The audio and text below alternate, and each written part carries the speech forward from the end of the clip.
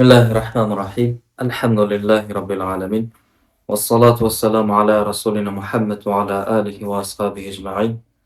اللهم علمنا ما ينفعنا وانفعنا بما علمتنا وزدنا علما وعملا وإخلاصا في الدين. اللهم اجعل هذا المجلس خالصا لوجهك الكريم. آمين. Bugünkü temamız Babul Udhiya. Udhiya teması Kurbanlık tuurasında. Курмандыктын өкүмү эмне, кимдерге милдеттүү болот, эмнелерден, кайсы жаныбарлардан курмандык союуга болот, ушулар туурасында кыскача айтып берет. Андан кийинки тема хазри вал ибаха, адал арам маселелер туурасында. Анда бабул удхия курмандык темасы бул. Удхия деген эмне десе, ва шар'ан, шариаттагы мааниси ذبح حيوان مخصوص بنية القربة في وقت مخصوص. Атайын айтылган жаныбарлар бар.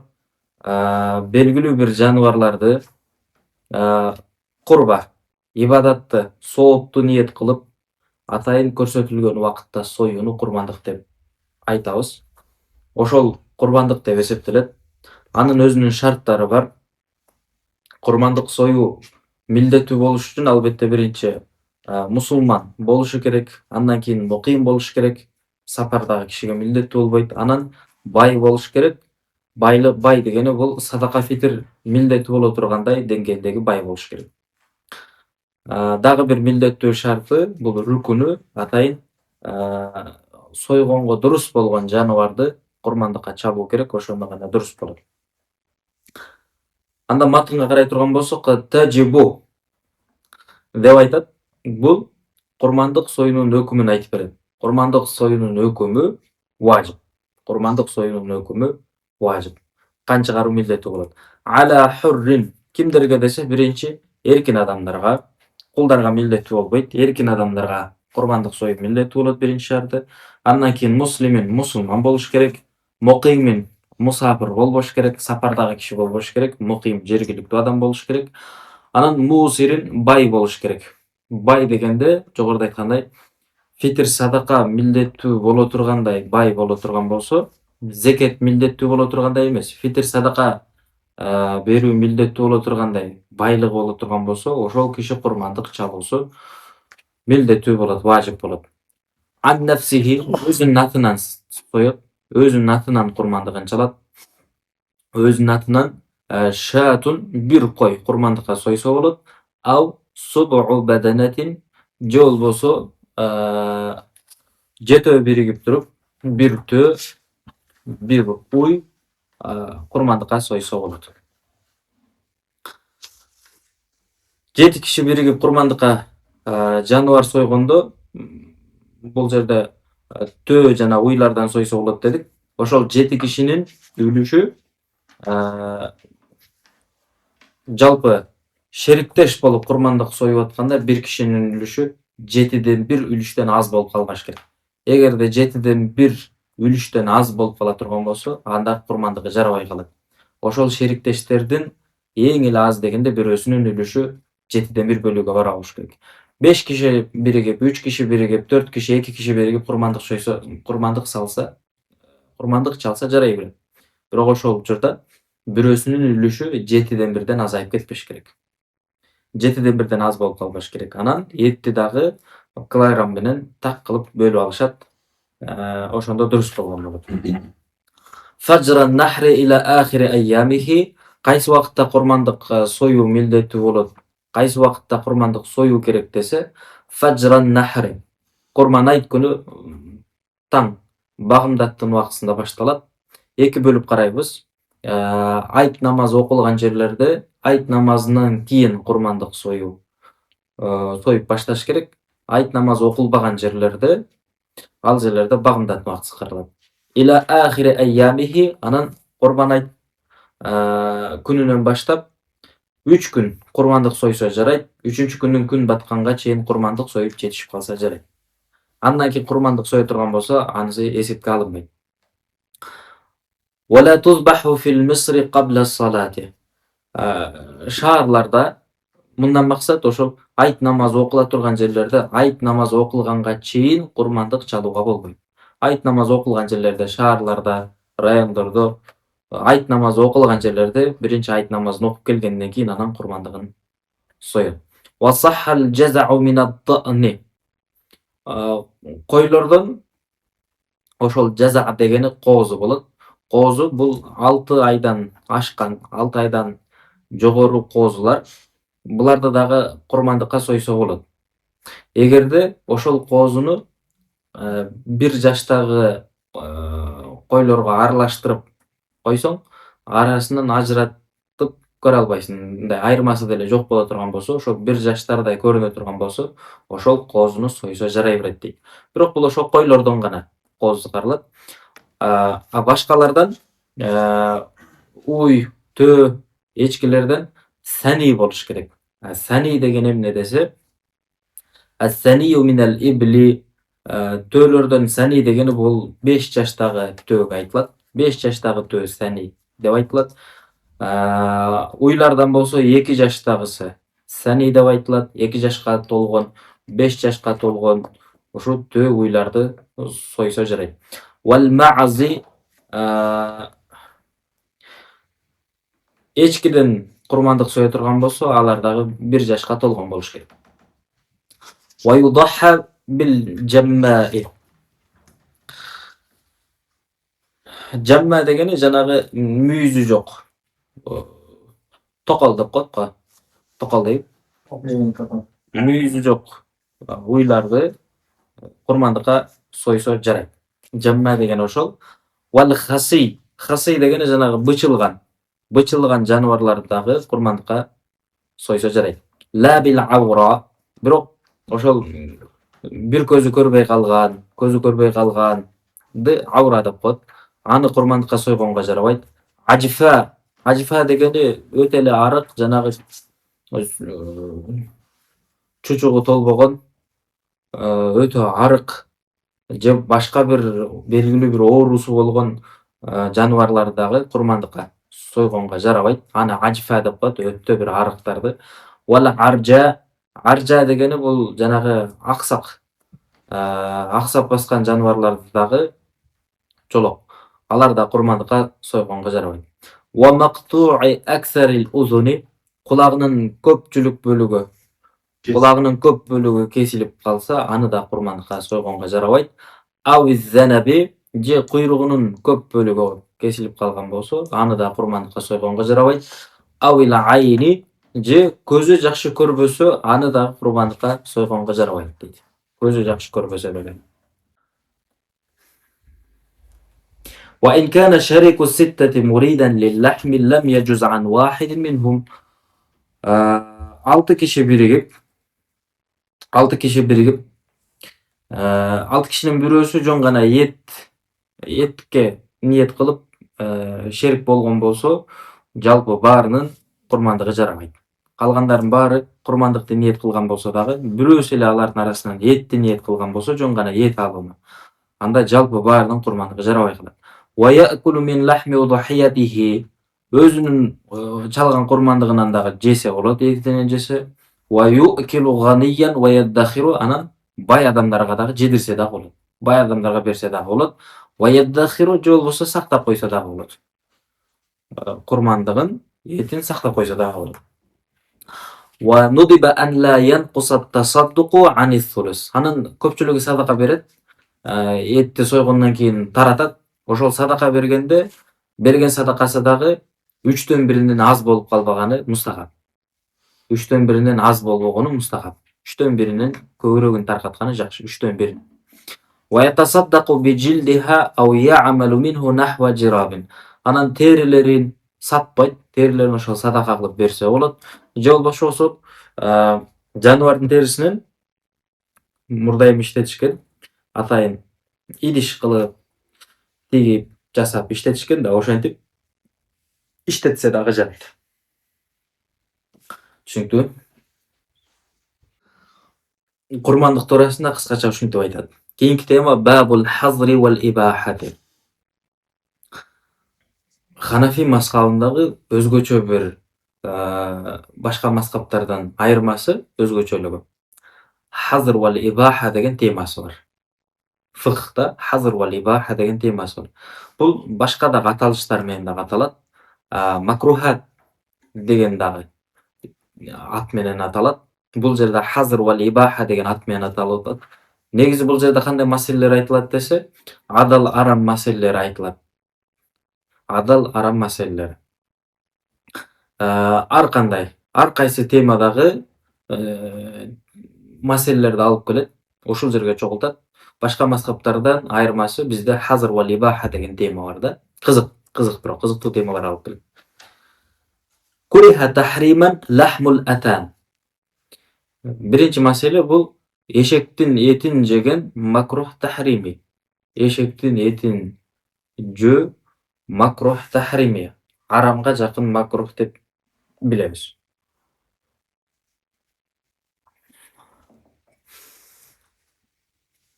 Hazır degeni тыюу, ибаха деген мубах дегенден эле чыгат, а.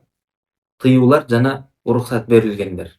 Түз которсок да болот, же болбосо адал арам маселелери. Адалга уруксат берилет, арамга тыюу салынат.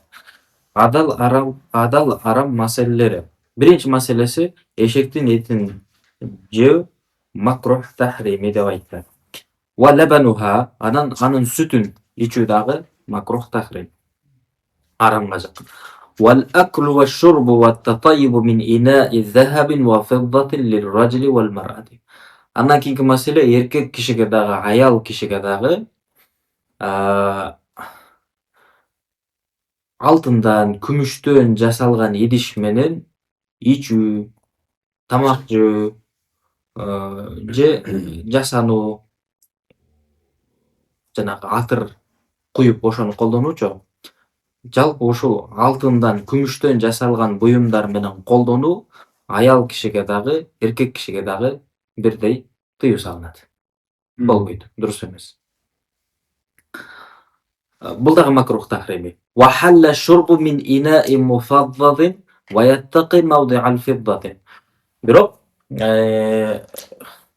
күмүштөн жасалган идиш боло турган болсо, же күмүш жалатылган боло турган болсо, ошол идишке күмүш тарабынан эмес, башка зат тарабынан алып колдонсо болот. Мисалга мына идиште жалпы күмүш менен капталып туруп, ошол бир жери күмүш жок боло турган болсо, ошол жеринен иче берсе жарайт дейт да. Ошол жеринен. Калган жагы тийбейт да. Күмүш тарабынан сактанат дагы, ошол күмүш тийбеген жагынан ичсе жарайт, колдонсо жарайт.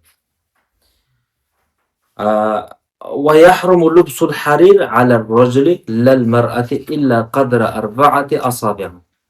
Кийинки маселе кийимдер туурасында айтып берет. Жибек. Харир дегени жибек. Эркек кишиге жибектен кийим кийүү болбойт. Макрух. Арам, эркек кишиге жибектен кийим кийүү арам. Лал мар'ати аял кишилерге боло берет, арам эмес. Illa qadra 4 asabi'. Эркек кишилер ошол 4 манжа өлчөмүндө колдонсо жарайт.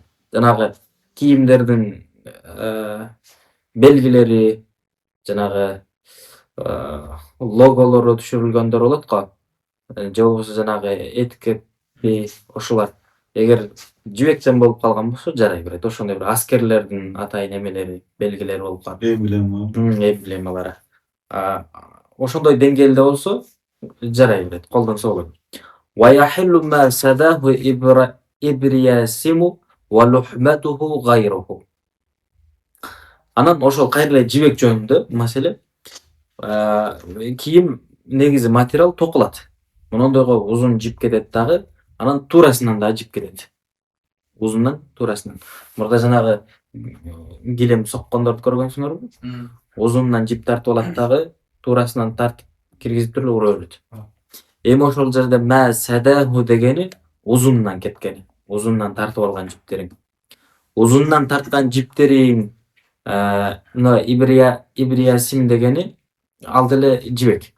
Узундан тарткан жиптериң жибектен болуп, туурасынан тарткан жиптериң бул башка материал боло турган болсо, анда жарай берет дейт. Анда ошол материалды колдонсоң жарайт. Түшүндүңбү? Бирок терминдер болсо керек. Жанагы узунунан тарткан жиптин өзүнүн термини, туурасынан тарткан жиптердин өзүнүн терминдери болуш керек. Азыр эми билбей калдык да. ولا يتحلى الرجل بذهب وفضة إلا بخاتم. Эркек киши алтын, күмүштү колдонгонго болбойт. Буга чейин деле айтты, жанагы жеп ичип идиш катары колдонуудачы. Эми бул жерде башкача түрдө колдонуу дагы бар. Мисалга шакек, алтындан шакек тагып алганы болбойт. Илля би хатамин ва минтакатин ва хильяту сейфин минха. Минха дегени ошол күмүштү айтып атат. Домир женский роддо келип атат го. Минал фиддати деп улап койсо болот. Эркек киши алтын, күмүштүн ушундай кенен колдоно бербейт. Адал эмес. Илля би хатам, шакек такса болот. Күмүштөн жасалган шакек такса болот. Ва минтакатин же жанагы кур. Күмүштөн жасалган кур, ремен. Боло турган болсо аны колдонсо болот. Ва хильяту сейфин же кылычын кооздосо күмүш менен. Күмүш жалатып, кылычын кооздогон болсо, аны колдонсо дагы жарайт. Вала ятахаттаму би гайриха, бирок күмүштөн башка заттар менен шакек кылып колдонбойт.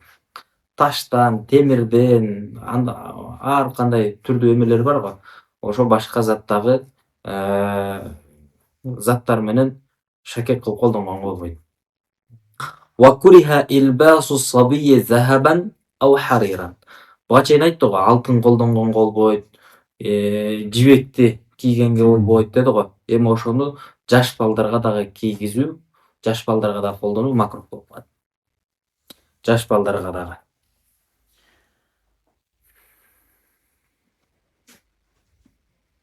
Эркектерине, жаш балдардан эркектерге, анткени аялдарга болот деп элекпи. Бул дагы бир маселе болду. Эми ушул адал-арам маселесинде бири-бирине кароо деген дагы маселе бар. Кийинки маселе фаслун ва янзуру ар-раджулу минар-раджули сива ауратихи. Эркек кишинин кайсы жерлерине караганга болот десе, ауратынан башка жерге караса болот. Ауратынан башка жерге караса болот.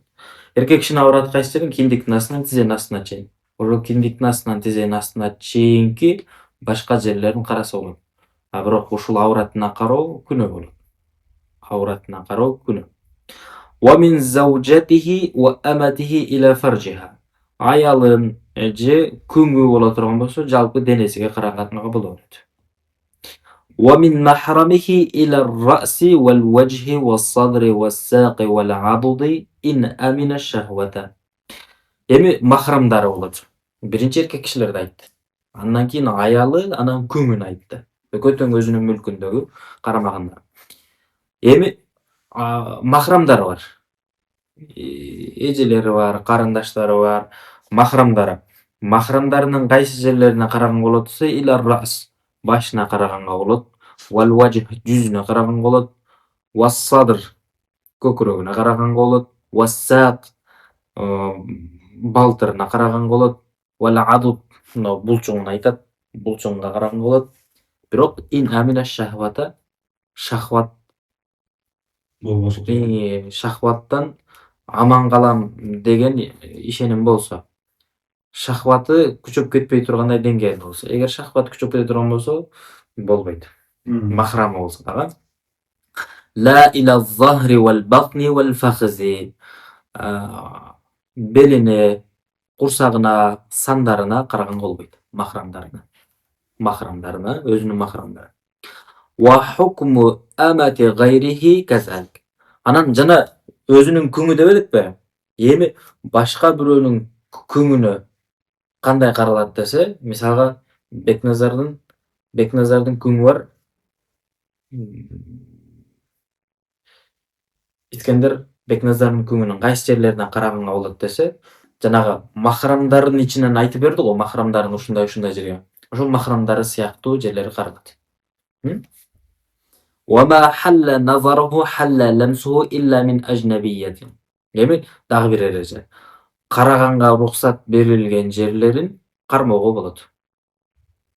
Караганга рухсат берилген жерин кармоого болот. Илля мин ажнабия, бирок бейтааныш Бейтаныш дегени махрамың эмес.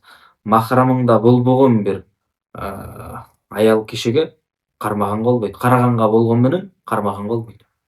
Бетине караса болот да, колуна караса болот. Бирок бетинен колунан кармап албайсың барыпчы. Ажнабия. وينظر من الأجنبية إلى وجهها وكفيها فقط. Махрамы болбогон аял кишилерди бетине, колуна караганга болот. Экөөсүнө гана. Wa abduha kal ajnabi. Эми тескери сүрөттө да болуп калышы мүмкүн. Бир эркек кишинин кул күңдөрү болушу мүмкүн. Аны айтып өттү. Эркек киши күңдөрү боло турган болсо, кул аялдар боло турган болсо, аны караганга болот депчи. Эми тескерисинче болсо, бир аял кишинин эркек кулу боло турган болсо, аял кишинин эркек кулдары боло турган болсо, экөө кандай бири-бирине караганга болот десе, жанагы менин кожоюнумда деп эле жанагы уруксат бериле бербейт да. Кул болсо дагы, эркек кул болгон болсо, бейтаныш, ажнаби эркек сыяктуу эле каралат. Ал дегени бетине, колуна гана караганга болот. Хозяйкасына. Кожоюн аял кишиге. Wa abduha kal ajnabi деген ошол. Fa in khafa ash-shahwata imtana'a nazaruhu ila wajhiha. Бирок шахват күчөп кете тургандай коркунуч боло турган болсо, бетине караганга да болбойт. Бетине караганга да болбойт. Illa li hajatin, муктаждык учурда гана карайт. Шахват күчөп кете турган коркунуч болсо деле, муктаждык дегенде кандай? Казы бир өкүм чыгара турган болуп калса, же бир жерде бир көөлүк бере турган болуп калса, анда караганга болот. Ооба, ушул киши деп тааныш керек да. Көөлүк бере турган учурларда.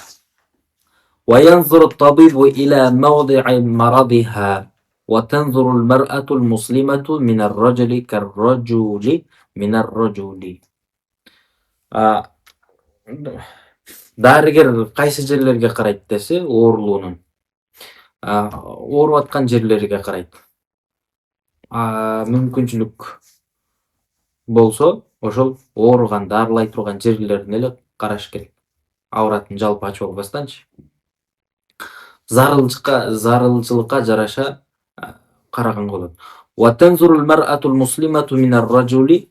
Эми аял киши, эркин мусулман аял киши эркек кишинин кайсы жерлерине караса болот десе, ar-rajulu kar-rajuli minar-rajuli. Эркек кишинин кайсы жерлерине караса болот эле, авратынан башка жерге караса болот эле го.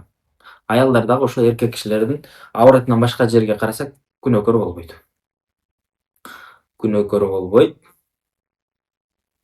Бирок бул жерде ошол аял кишинин дагы шахваты күчөп кете тургандай коркунуч болбосо, эгер ошондой коркунуч боло турган болсо, аларга да караганга болбойт.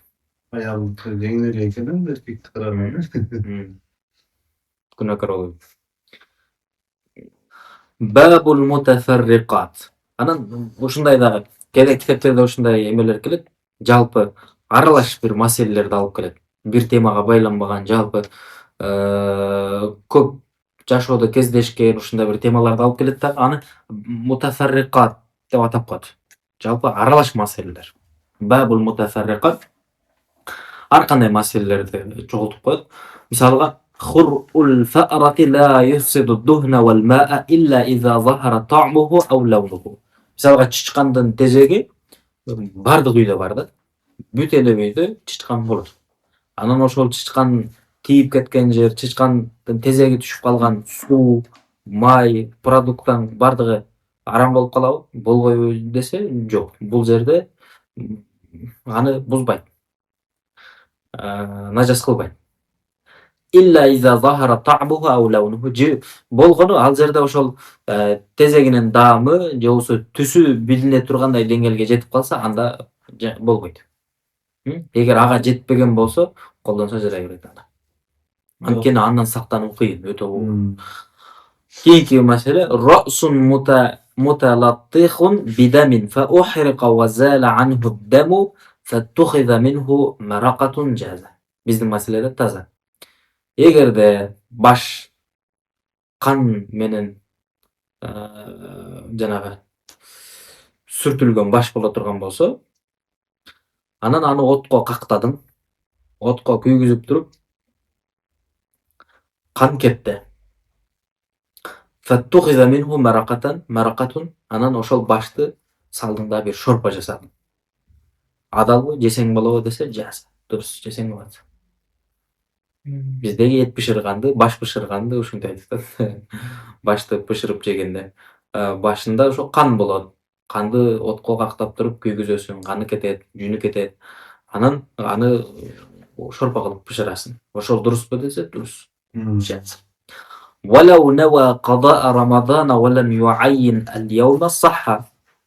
Бирөө Рамазандын казасын тутуп берем деди. Рамазандын казасы бар экен да. Бирок атайын кайсы күн экендигин дайындап айткан жок. Рамазандын казасын тутууга ниет кылдым деп туруп эле ниет кылып орозо тутуп атат. Саха, дурус, ушундай ниет кылса да. Кайсы күн экендигин дайындабаса дагы. Куриха минашшати, эми дагы бир маселени алып келет. Негизи бул жанагы сайт ва забаихте келет. Аңчылык же мал союунун эрежелери деген жерде жаныбардын кайсы жерлерин жегенге болбойт, жаныбардын кайсы мүчөлөрүн жегенге болбойт дегендеги маселе да. Куриха минашшати ал-хаяу. Койдун кайсы мүчөлөрүн жегенге болбойт? Биринчиси ал-хаяу, жынстык мүчөсүн. Wal khisyatu, жумурткаларын. Wal ghuddatu, бездерин. Wal mathanatu, табарсыгын. Wal mararatu, өтүн. Wad damul masfuh деген сойгондо чыккан жанагы аккан кан бар го. Ошол аккан канды дагы жеген болбойт. Waz zakaru, бул эркек койдун ошол жыныстык мүчөсү. Биринчиси ургач койдун жыныстык мүчөсү. Ошол 7 мүчөсүн жеген болбойт. Жалпы айтылдыбы? Кайсы калып кетти? Касия деген. Wal khisyatu деген жумурткасы.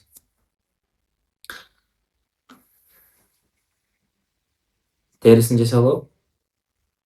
Терисин жүнүн күйгүзүп койсо жабат.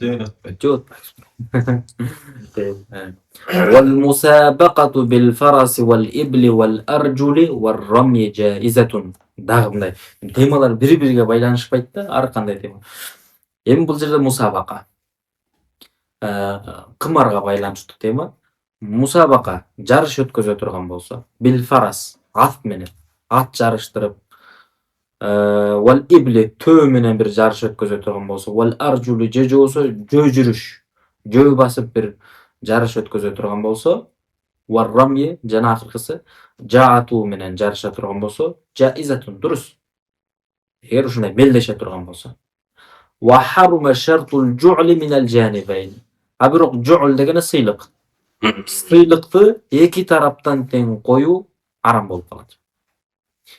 Эки тараптан тең сыйлык чыгарып туруп, анан мелдешүү арам болуп калат. Экөө тең ортого акчаны коет, же сыйлыкты коет, анан жарышат, уткан тарап алып кетет, ал кумар болуп калат. La min ahadihima, бирок бир тараптан коюлуп уткан болсо, анда арам болбойт. Бир тараптан. Бир тараптан. Мисалга Искендер шарт коет да. Эгер ушул сүрөнү 2 күндө жаттап койсоң, мен сага ушундай берем деди. Эгер 2 күндө жаттап жетишпеген болсо, сен эч нерсе бербейсиң деди. Экинчи тарап эч кандай шарт койгон жок да, сыйлык койгон жок. Анда дурус. Бир тараптан коюлуп аткан болсо дурус. Оюн боюнча бир суроо бар да. Az oyun aytılıyor. وَنُدِبَ لُبْسُ السَّوَادِ وَإِرْسَالُ الذَّنَبِ الْعِمَامَةِ بَيْنَ كَتِفَيْهِ. Анан бул жерде кара кийим кийүүнү адептен дейт. Кара кийим кийүүнү адептен дейт. Анан селде кийүү, селденин дагы ошол куйругун мына эки далысынын ортосунан артка түшүрүп коет. Ошентип түшүрүп, селдени кийип жүрүү, бул дагы мустахаб дейт. ويكره لبس المعصفر والمزعفر. Muasfar деген ошол сары түскө боелгон кийим. Музафар дегени зафаран менен боелгон кийим. Ушул кийимдерди кийүү макрух болуп калат.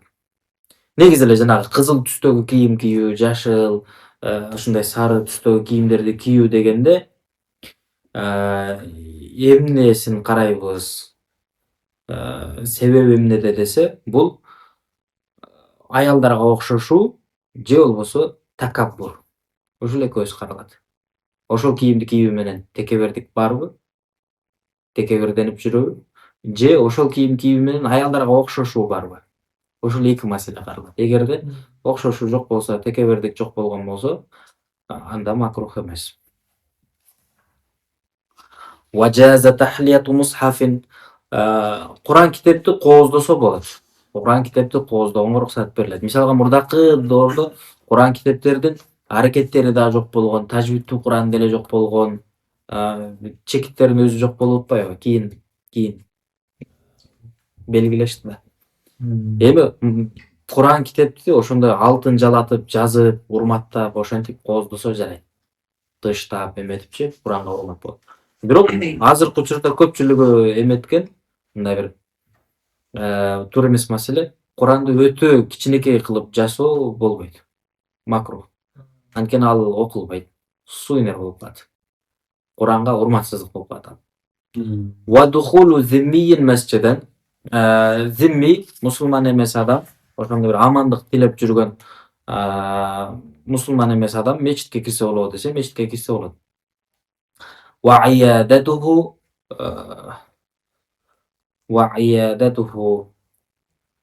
зиярат кылууга. Зиярат кылуу. Зимми адамды ооруса зиярат кылса болобу десе, зиярат кылса болот. Аллах алам ошол болуш керек. Ва хисаул бахаими. Жаныбарларды бычса болобу? Жаныбарларды бычып койсо болобу десе, ва хисаул бахаим. Жаныбарларды бычып койсо болот. Бирок адамдарды бычканга болбойт. Адамдарды бычканга болбойт. Мурдакы доордо ошо кулдарды бычып койгон. Үйүндө жүргөн дагы аялына, эмесине ошол коопсуздук катары карап кулдарды бычып койгон да. Бирок адамды бычканга болбойт, жаныбарларды бычып койсо боло берет. Ва курихал лаибу биннар. Биннарди. Нарда ойногон болбойт. Макрух тахрими. Нарда ойногон макрух тахрими. Вахтикару кутил башари вал бахаими. Ихтикар деген жанагы монополия. Бааны кымбаттатуу монополисттер дейби?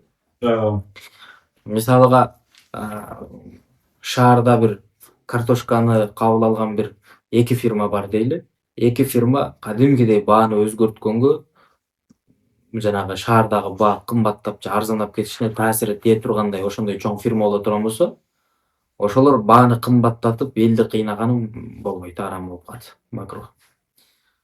Сактап коюп, анан кымбаттаганда алып чыгып саткан. Эгерде элге кыйынчылык болбосо, элге зыян жеткизбесе, мисалга элдин баары эле сактайт дагы кымбаттаганда сатам деген ой менен жыят да.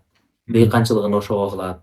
Эгер элге зыян жетпей тургандай, кыйынчылык жетпей тургандай болсо, ал арам эмес. Ал жарай берет.